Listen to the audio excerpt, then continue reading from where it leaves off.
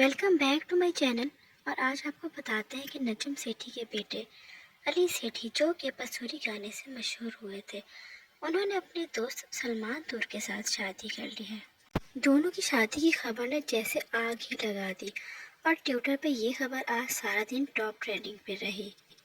सलमान तूर और अली सेठी दोनों ही बहुत अच्छे दोस्त हैं और गुज़िश्ता 6 सालों से ये दोनों एक साथ रह रहे थे और अब ये खबर आई है कि दोनों ने शादी कर ली है। लेकिन अली सेठी ने अब तक इस बात की तरदीद या तस्दीक नहीं की है। आपको बताते चलें कि अली सेठी इससे पहले भी हमजिन्सपरस्ती को फ़रोग़ देते हुए नजर आए। इससे पहले इनका एक गाना रंग भी इसी मौजू पर था।